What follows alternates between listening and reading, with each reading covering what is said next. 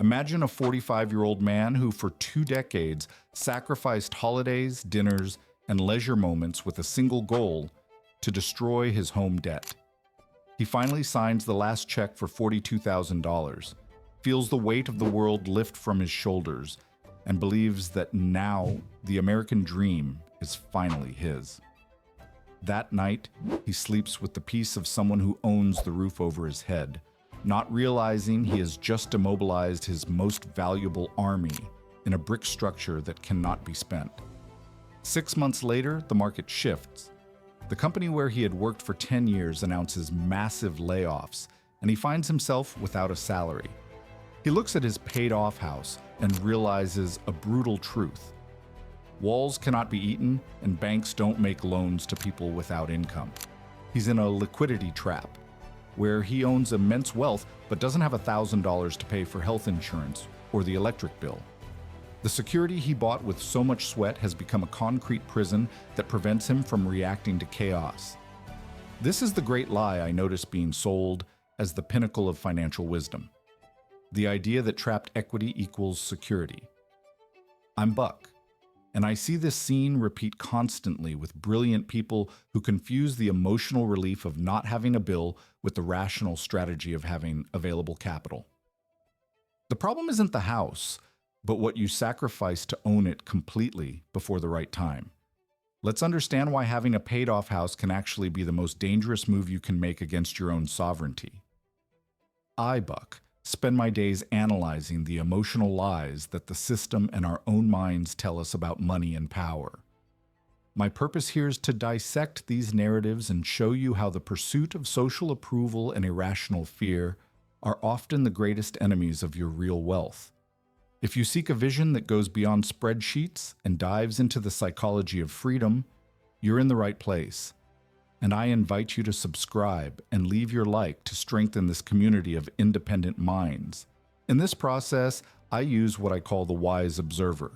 For those just joining us, this is my practice of stepping back from daily confusion to analyze the invisible patterns that govern our financial choices. It's the ability to see the shadow of our decisions, perceiving what truly motivates our behavior beyond the logical justifications we create for ourselves. Today, my goal is to slaughter one of the middle class's most sacred cows: mortgage payoff. I promise you that by the end of this conversation, you'll have a completely new perspective on what it means to be secure. We're going to break the debt taboo and understand how the rich use leverage while the middle class hands over all their financial oxygen to banking institutions in exchange for a property title. Prepare for a mathematical and psychological reality shock that can permanently change the trajectory of your wealth building and your perception of risk. The early payoff movement is based almost entirely on an emotional response to fear, and rarely on a cold mathematical analysis of current reality. I notice that most people who preach live debt-free are stuck in a historical context of past decades when mortgage interest rates reached 15% or 18%. In that scenario, paying off the house was a survival necessity, but applying that same logic today, with fixed rates of 3% to 5%, is a strategic error that costs millions of dollars over a lifetime. Paying off your mortgage early in a low-interest scenario is, in practice, the same as taking your hard-earned capital and investing it in a very low-yield savings account. You're handing over dollars that could be working for you in the market and locking them in a structure that generates no cash flow and still generates maintenance expenses and taxes. I call this the fear tax, where you pay an extremely high premium just to silence the anxiety of having a monthly bill, sacrificing your future growth for present psychological comfort. I observe that the system loves when you decide to pay off your house, because you remove the risk from their hands and place all the weight on your shoulders. While you have a mortgage, the bank is your partner in real estate risk. When you pay it off, you assume alone any neighborhood devaluation or natural disaster. Sovereignty requires that you understand the difference between a debt that consumes you and a debt that acts as a subsidy for your freedom. Let's stop deciding with our stomach and start deciding with the vision of someone who governs their own capital strategically. To understand how the truly wealthy get rich, you need to comprehend how banks operate. They live off the spread. That is, the difference between what they pay to capture money and what they charge to lend it. The sovereign strategy is to reverse this game in your favor through arbitrage, borrowing cheaply through a mortgage and investing that same capital in assets that yield much more. If the bank lends you $100,000 at a 4% rate, and you can invest that amount with an 8% return, you've just put $4,000 of pure profit in your pocket every year.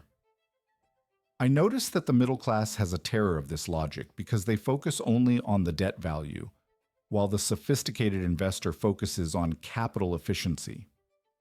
When you maintain a low-cost mortgage, you're essentially hiring the bank's money to be your most productive and tireless employee. This invested capital generates compound interest that, over 20 or 30 years, creates a wealth difference that a paid-off house could never achieve. It's the difference between having a brick trophy or an army of dollars working for your total independence. Imagine having $100,000 sitting inside your house walls, or having those same $100,000 earning dividends and appreciation in a diversified index fund. In the first scenario, your money is dead and inaccessible. In the second, it's a source of oxygen that can cover your expenses and still leave room for new contributions. Arbitrage isn't a magic trick. It's the basic tool of financial sovereignty that allows you to use the system in your favor instead of being just the fuel that keeps the bank's gears turning. The traditional risk they teach us is that of owing money, but I, Buck, notice that the real and silent risk is liquidity risk. That is, the lack of immediate access to your capital when you need it most. The concept of dead equity is exactly what happens when you pay off your house. You have wealth, but it's static and useless for solving short-term emergencies. In a crisis, the man with a paid-off house and zero in the bank is in a much more vulnerable position than the man with a $2,000 mortgage and $500,000 in liquid investments. The myth of paid-off house security crumbles the moment you realize that your house still requires payments for taxes, insurance, and heavy maintenance to keep from rotting. If you can't pay property taxes or insurance, the government or the system can still take your roof, regardless of whether you have an active mortgage or not. Invested in liquid money guarantees much more real security, as it can pay the mortgage, taxes, and all other bills in your life for years on end, while the paid-off house just sits there, looking at you while bills accumulate. Buck observes that true peace of mind doesn't come from having zero on the debt balance, but from having absolute control over the options that available capital provides. When you lock your money in real estate, you hand over your options to the real estate market and refinancing banking bureaucracies. Financial sovereignty requires that you keep your capital where it can be mobilized with speed and intelligence. Don't confuse the solidity of walls with the solidity of your future. Walls can fall, but a well-executed liquidity strategy keeps you standing in any storm. Inflation is often seen as the great enemy of the saver, but I notice that it's the best friend of the strategic debtor who owns a long-term fixed-rate mortgage. When you owe $100,000 today, and inflation erodes the currency's value over 20 years, you're paying your debt with cheap dollars in the future. If your monthly payment is $2,000 today, in 2045, those same $2,000 will represent a much smaller slice of your purchasing power and income. By paying off the house now, you're returning expensive dollars to the bank and giving up this incredible temporal advantage. A fixed-rate mortgage is actually one of the best inflation hedges that an ordinary citizen can access in the United States. The bank assumes the risk that the money it will receive from you in the future will be worth much less than it's worth today, while you lock in your housing costs for decades. When you accelerate payoff, you're voluntarily destroying this protective shield and handing over your liquidity in exchange for an asset that inflation will also make more expensive in terms of maintenance and taxes. Buck notes that the conscious debtor uses time as an ally to dilute the weight of their financial obligation. Sovereignty requires that you understand the changing nature of money's value over decades and not be fooled by the nominal value of debt. Paying a 3% interest debt when inflation is at 4% or 5% means that in real terms, the bank is paying you to owe them money. It's a massive wealth transfer from creditor to debtor that most people ignore because of a moral taboo against debt. Use inflation in your favor, keep your dollars working in real assets, and let time take care of transforming your mortgage into an insignificant expense in your future budget. Let's do a simple simulation that I notice most people avoid because the result is a reality shock to the ego of those who want to pay off the house. If you take an extra $1,000 monthly and use them to pay off a 15-year mortgage early, you'll save some thousands of dollars in interest and have the house paid off sooner. However, if you invest those same $1,000 monthly in the S&P 500 during the same period, the final result after 30 years can be a difference of more than $1 million in your total net worth. This brutal difference is what I call the price of poorly planned peace of mind, an invisible cost that can cost your total freedom in old age. Paying off the house gives you immediate psychological relief, but investing the capital gives you the sovereignty of being a millionaire with unlimited options. Buck observes that people often overestimate the house interest savings and drastically underestimate the power of compound interest in productive investments. You're trading the chance to have an army of dollars for a brick trophy that doesn't multiply itself. The decision to pay off the house early is often a declaration that you don't trust your own ability to invest or the market's long-term resilience. It's a defensive move that ignores the offensive necessary to build wealth that truly changes your lineage's level. Financial sovereignty requires that you be an intelligent capital allocator, always seeking the highest risk-adjusted return for every dollar that passes through your hands. Don't let the pursuit of short-term peace destroy the opportunity to build a legacy that guarantees peace for all generations that will come after you. There's a psychological law that I notice profoundly affects those who decide to pay off their mortgage too early. It says that your expenses tend to increase to fill all the money you have available after paying basic bills. When a family pays off the house and the $3,000 monthly payment disappears, the human tendency is not to invest that amount, but rather to increase their standard of living, more expensive trips, new cars, and luxury dinners. The paid-off house ends up becoming an invitation to rampant consumption and the loss of financial discipline. In this sense, the mortgage acts as a form of forced savings discipline for the middle class, forcing you to allocate part of your income to wealth building every month. Without this mandatory commitment, your less disciplined self takes control and spends the surplus on immediate gratifications that don't build sovereignty. Buck notes that maintaining the mortgage payment and automatically investing the surplus creates a healthy psychological barrier against lifestyle inflation. You learn to live with less while your army of investments grows silently in the background. Sovereignty requires that you know your own weaknesses and create systems that protect you from yourself and your consumption impulses.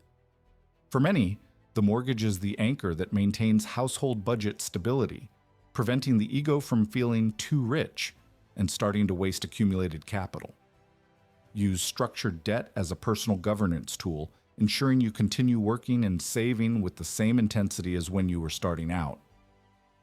Lifestyle control is the secret of the invisible rich, and the long-term mortgage is one of the best tools to keep this discipline intact for decades. A dark aspect I notice about total real estate ownership is that a paid-off house is a bright and exposed target for any lawsuit or litigation. In the United States, we live in a lawsuit culture, and bad faith lawyers look for assets with clean equity to attack in case of car accidents or business disputes. When you have a high mortgage, the house has little immediate liquid value for a creditor, making you a much less attractive target for legal predators. Debt acts as a patrimonial protection shield that discourages attacks against your roof. Sovereignty requires that you learn the art of appearing poor on paper while being secretly rich in investment accounts and protected trusts. Keeping your wealth hidden in liquid financial assets is much safer than displaying it in a public deed of a debt-free house that anyone can consult. Buck observes that the most sophisticated individuals prefer to have control of many assets through structured debts than total ownership of few exposed assets. Invisibility is your best defense against social envy and institutional greed that punish those who obviously display success. Strategically, it's much smarter to keep your wealth in brokerage accounts that have specific protections against creditors in many states, instead of burying it in bricks that can be confiscated in a court sentence. The paid-off house attracts unwanted attention and creates a vulnerability that most people don't even imagine until the lawsuit arrives by mail. Protect your sovereignty by staying strategic and discreet. Use the mortgage to keep your capital mobile and protected, ensuring your roof remains safe not because you paid for it, but because it's not worth stealing. The rules of the financial game changed in 2025, and I noticed that the middle class is still playing with manuals from 10 years ago, ignoring the new realities of tax deductions. With the increase in standard deduction, the direct advantage of deducting mortgage interest decreased for many. But for those who own an investment portfolio, the debt math still offers powerful indirect benefits. When you maintain the mortgage and invest the capital, you're creating an implicit government subsidy, where the real cost of your debt is reduced by the appreciation of your assets and accounts with tax benefits like the 401k or IRA. Sovereignty requires that you understand how the tax code incentivizes the use of productive debt while penalizing the accumulation of static and unproductive wealth. By maintaining the mortgage, you maintain the liquidity necessary to take advantage of retirement contribution deductions and other incentives that reduce your global tax burden. Buck notes that paying off the house is a final act that ends any possibility of tax optimization related to that asset, while maintaining the debt gives you flexibility to adjust your strategy year after year. The government and banks want you to be a responsible debtor, and they create incentive trails for those who know how to use credit in their favor. Calculating your effective interest rate after tax implications and inflation often reveals that your mortgage is the cheapest form of capital you'll ever have access to in life. It's a gross error to give up this resource just to see the number 0 on your monthly statement, while you lose optimization opportunities that the rich use every day to protect their capital. Financial sovereignty isn't about not paying interest. It's about ensuring that your capital return is always superior to your debt cost. Use Buck's vision to see through the surface of taxes and find the structure that best protects and multiplies your sovereign wealth. I know many of you are thinking, but what if the stock market falls 40% next year? Wouldn't I be safer with a paid-off house? This concern about market risk is valid, but I noticed that the solution isn't to immobilize capital in real estate, but rather to maintain a robust liquidity buffer in low-risk assets. Sovereignty doesn't come from the absence of debt, but from the abundance of reserves that allow you to navigate any market downturn without needing to sell your assets at the bottom. Fear of the market is often just a reflection of the lack of an adequate risk management strategy. The concept of synthetic return that I use shows that by keeping money invested, you're generating the income necessary to pay your mortgage, creating a house that pays for itself while you maintain control of the original capital. If you pay off the house, you surrender control. If you invest the money, you maintain the sovereignty to decide what to do with it at any time. Buck observes that true financial independence isn't the absence of bills to pay, but the possession of an income-generating system that makes those bills irrelevant to your lifestyle. Surrendering control is the greatest danger of paying off the house early. Once the money enters the walls, it belongs to the bank and the real estate market until you sell the property or get a new loan, which may be impossible in a financial crisis. Maintain your sovereignty by keeping your capital where it can be seen and moved by you. True security is liquidity, and true freedom is the ability to choose how to react to world fluctuations without being tied to an illiquid and heavy asset like the real estate market. Of course, Buck, noticed that there are specific situations where paying off the house makes absolute sense, especially when new interest rates are at prohibitive levels of 8% or 9%. If your debt cost is higher than the expected and safe return you can get in the market, the arbitrage reverses and you're losing money every month. In these cases, payoff becomes a guaranteed fixed income investment with the return equal to the interest rate you stopped paying. Sovereignty requires that you be pragmatic and not cling to dogmas when numbers change drastically. Another important exception is people who have an extremely undisciplined psychological profile, what I call the chronic spender persona. If you know that by not paying the extra mortgage, you'll spend the money on futile trips, electronics, and status consumption, then paying off the house is the lesser of evils for you. In this case, the paid-off house acts as a safety vault against your own inability to manage capital.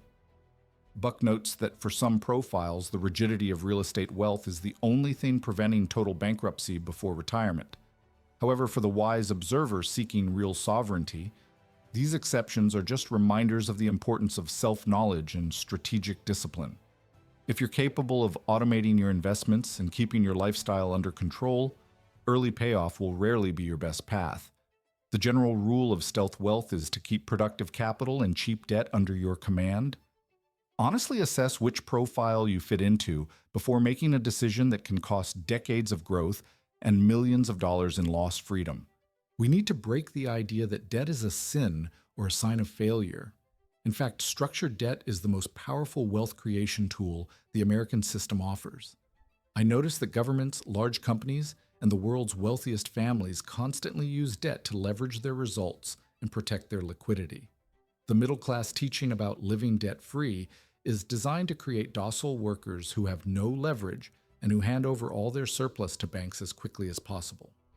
Sovereignty requires that you change your mindset from credit consumer to capital strategist. The danger of zero is that when you have no debt, you also have no leverage, and consequently, fewer reaction options in the face of world changes. A balance sheet with zero debt is a static and overly defensive balance for an economic environment that rewards mobility and growth. Buck observes that the rich don't want to own everything. They want to control everything with the minimum possible exposure of their own capital. This is the essence of sovereignty, using the system's resources to build your own independence without becoming a slave to the obligations you assume. Change your vision and see your mortgage as a low-cost partner that allows you to maintain possession of your time and your army of investments. By accepting debt as a strategic tool, you free yourself from the moral weight that society imposes and start playing the money game at the same level as the big Wall Street players. Don't be afraid to owe the bank if what you own yields more than what you owe. Be afraid of being the man who handed over all his capital to the bank and now has no chips to play when opportunity knocks at your door. If you want to apply Buck's vision today and start building your real sovereignty, the first practical step is to immediately stop any extra payment you're making on your low-interest mortgage.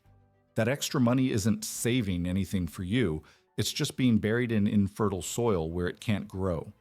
Take that monthly amount and open a dedicated brokerage account, which I call your Freedom Fund, and automate the contribution so it happens before any other expense in your life. The second step is to direct that capital to diversified index funds, like the S&P 500, which historically offer returns much superior to any residential mortgage rate. By doing this, you're creating a debt mirror, where your invested wealth will grow much faster than your mortgage balance decreases. In 10 years, you'll be able to look at that account and realize that the accumulated value is enough to pay off the house twice, if you really want to, but you'll have the sovereignty to choose not to do it and let the money continue working. This discipline of transferring focus from house payment to liquid asset accumulation is what forges the character of a true destiny architect. Buck observes that the consistency of this habit is more important than the initial amount, as it reprograms your brain to seek multiplication instead of simple bill elimination. Start small, but start today, and observe how your perception of security changes as your wall of invested capital grows. Freedom isn't the absence of a mortgage bill, it's the presence of a massive portfolio that makes any bill irrelevant to your peace of mind. We've reached the end of this autopsy of one of our financial culture's most limiting beliefs, and I hope you now see the abysmal difference between having a paid-off house and having a sovereign life. The choice between a massive portfolio and a paid-off house is the choice between having an army of dollars fighting for you or having a brick trophy that only consumes your oxygen. Use the wise observer's vision to protect your territory, maintain your liquidity, and never surrender control of your destiny to fear or to the expectations of the masses living on the edge. If this perspective made sense to you and you wish to continue training your eye to see what most ignore, I invite you to follow this channel and become part of this sovereignty circle. Leave your comment below. Do you prefer the immediate peace of a paid-off roof or the strategic strength of liquid capital? I want to know what stage of your journey you're at. Your interaction is what keeps this independent thinking space resilient against the system's noise and ensures we continue pioneering the truth.